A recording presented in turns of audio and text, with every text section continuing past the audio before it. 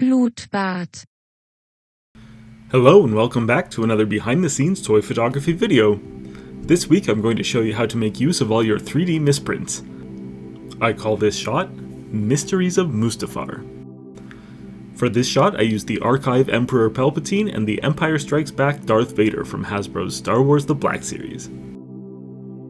3D printing can be an iterative process, and I often end up with multiples of any given print as I experiment to find the settings that work best. I was recently messing around with this Sith statue from Knights of the Old Republic, and I thought I could make a scene around the 4 of them that I had accumulated. After creating a base out of cinder blocks, I inserted a small spotlight into the bottom of one of the statues.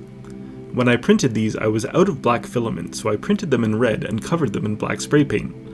With this central statue, I was able to scrape off some of the paint in the shape of cracks for the red plastic to show through. When I was conceptualizing this shot, I was imagining Darth Sidious and Darth Vader exploring the many mysteries the planet Mustafar had to offer, since it had such a strong connection to the dark side.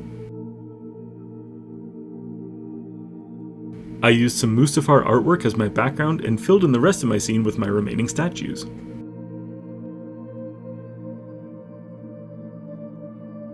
In addition to my large softbox overhead, I also lit the scene with a couple of LED panel lights. I placed them underneath the toys to cast a magma-like glow upwards.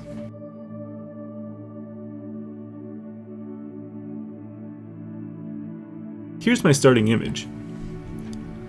Not much editing was needed for this. I mainly wanted to clean up the cracks on my statue. But first, I added adjustment layers for levels and color balance.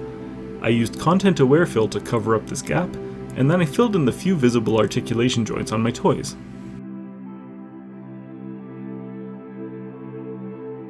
Next, I used the brush tool to draw in some glowing eyes on Palpatine. I stamped the brush tool with one click and used the eraser tool to make the pupil. Using a similar technique, I added a bit of glow to all of Vader's chest and belt controls. After that, I used the dodge and burn tools to fine-tune the lighting on my subjects. With most of my edits complete, I committed to cropping my image, which is always one of the most difficult decisions for me to make. Finally, I used the healing brush and smudge tool to clean up and enhance the cracks on my statue.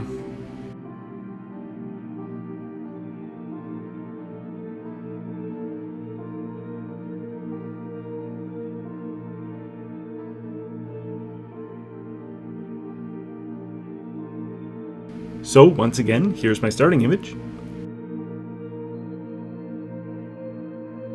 And here's where I ended up. Thank you so much for watching. If you enjoyed this video, please consider liking and subscribing, and make sure to check me out on Instagram. Thanks, and until next time!